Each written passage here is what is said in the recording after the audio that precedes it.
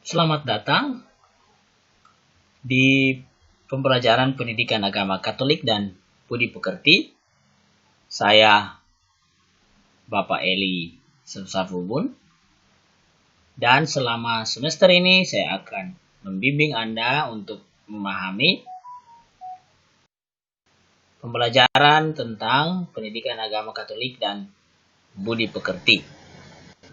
Pada pembelajaran kali ini, pertemuan yang pertama ini, kita melihat kompetensi dasar, yakni bersyukur kepada Allah yang menganugerahkan gereja sebagai umat Allah dan persekutuan yang terbuka.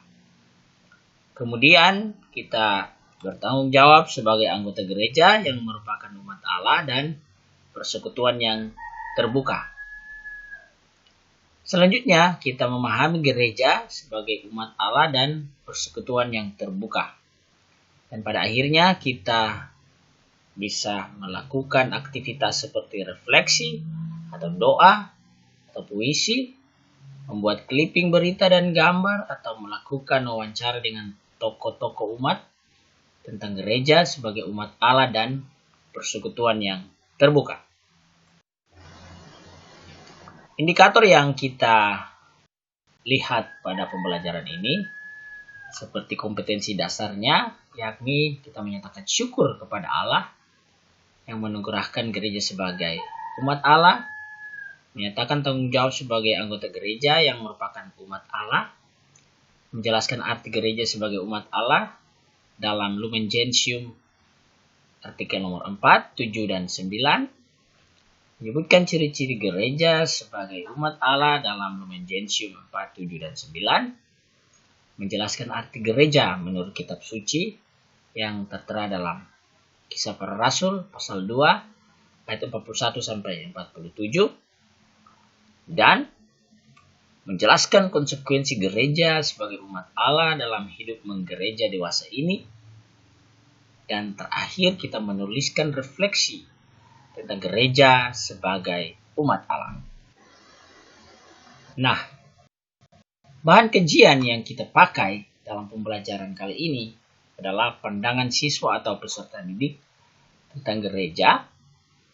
Jadi Anda semua memberikan opini atau pandangan Anda tentang gereja.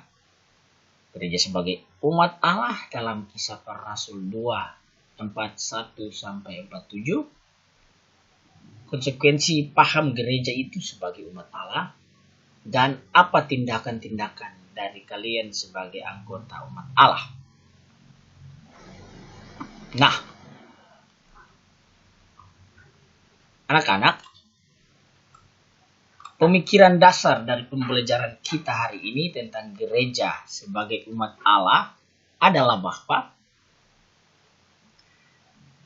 umat Allah, dalam hal ini gereja, dipakai dalam Perjanjian Lama dan juga Konsili Vatikan II. Di dalam Perjanjian Lama, umat Allah itu selalu merupakan pilihan dan panggilan. Dan umat Allah adalah bangsa yang terpilih. Dalam hal ini kita merujuk kepada pemilihan bangsa Israel sebagai bangsa terpilih oleh Tuhan. Itu dalam Perjanjian Lama. Dalam Konsili Vatikan II, umat Allah adalah mereka yang menjadi pengikut Kristus. Pengikut Kristus berarti mereka sudah dibaptis. Dan itu berarti mereka juga sudah bersekutu dengan Kristus. Dan oleh karena itu mereka dipanggil, dipilih, dan ditetapkan untuk menjadi milik dari Tuhan sendiri. Dan pada akhirnya mereka menyelamatkan dunia. Jadi umat Allah dipanggil, dipilih, dan ditetapkan menjadi milik Tuhan. Selanjutnya mereka melayani dunia. Dan dalam hal ini melayani sesama. Nah, dalam Kisah Para Rasul pasal 2 ayat 41 hingga 47 diceritakan cara hidup jemaat perdana.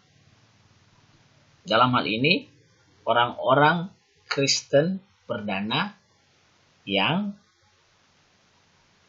kumpul hidup dalam komunitas sebagai pengikut Kristus. Kalau kita baca pada ayat 42, mereka bertekun dalam pengajaran rasul-rasul dan dalam persekutuan. Dan mereka selalu berkumpul untuk memecahkan roti dan berdoa. Ya. Kemudian pada ayat 45 kita baca. Dan selalu ada dari mereka yang menjual harta miliknya, lalu membagi-bagikannya kepada semua orang sesuai dengan keperluan masing-masing.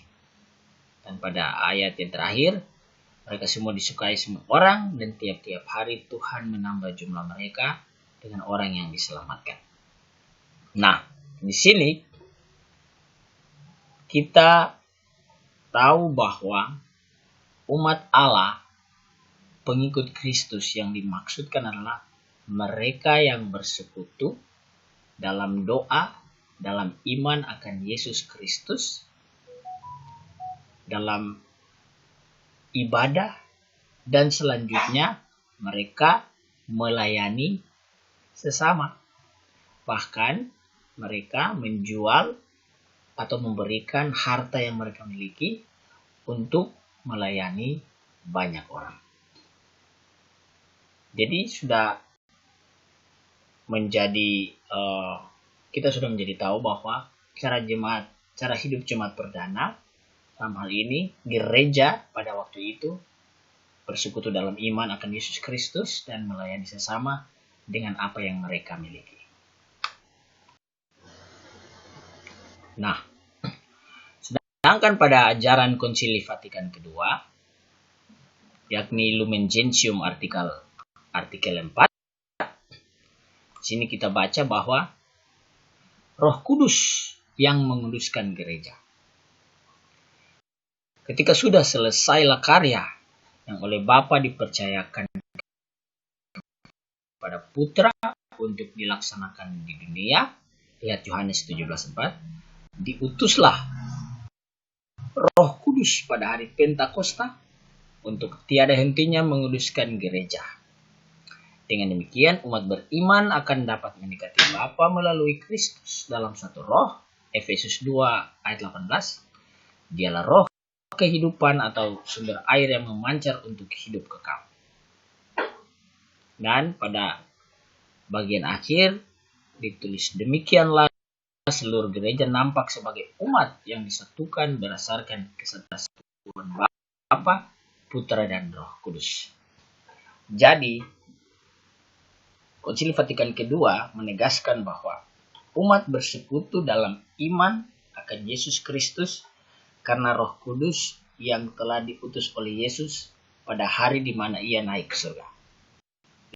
Roh Kudus ini adalah roh pemberi semangat, roh pemersatu, sehingga umat yang bersatu dalam iman akan Yesus Kristus selalu bersekutu. Kemudian pada Yesus, Lumen Gentium artikel 7,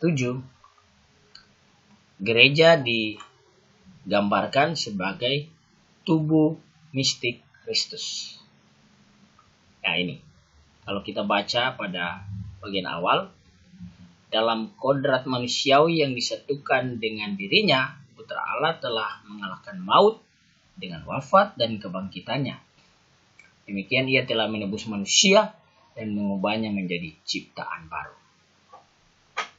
Lalu pada akhir, karena roti adalah satu, maka kita yang banyak ini merupakan satu tubuh, sebab kita semua mendapat bagian dalam roti yang satu itu.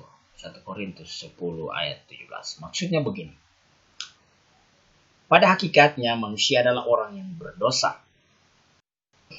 Namun, dengan wafat dan bangkit dari kematian, Yesus telah mengangkat semua orang yang telah memberi dirinya dibaptis menjadi murid Kristus dan gereja umat Allah ke dalam sebuah kehidupan ilahi. Kita telah mati sebagai manusia lemah, tapi kita hidup sebagai manusia-manusia beriman.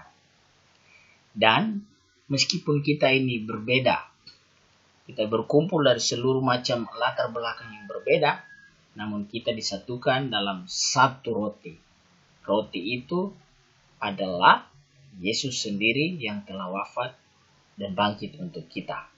Ia menjadi pemersatu semua bangsa yang menerima ajaran dan menerima dia sebagai juru selamat. Ya, ini adalah dua gambar dan kita semua diminta untuk mengamati gambar ini. Pada gambar pertama kita lihat gereja, bangunannya, sedangkan pada bagian yang kedua ada gereja tetapi ada umat di bagian dalam. Jadi kita disuruh untuk mengamati gambar-gambar berikut ini karena pada akhirnya nanti kita akan memberikan penjelasan atau refleksi tentang kedua gambar itu. Nah, untuk menjadi tugas Anda diminta untuk membuat sebuah refleksi ilmiah yang berisi tentang gereja sebagai umat Allah, di mana dalam refleksi itu Anda memberikan perbedaan antara gereja dalam arti gedung dan persekutuan umat seperti gambar yang telah Anda amati sebelumnya. Yang kedua, Anda berikan konsekuensi gereja sebagai umat Allah dalam hidup menggereja dewasa ini dengan berpatokan pada kitab suci dan ajaran gereja. Sedangkan yang ketiga, Anda bisa mengirimkan tugas lewat WhatsApp di nomor yang tertera di bawah ini.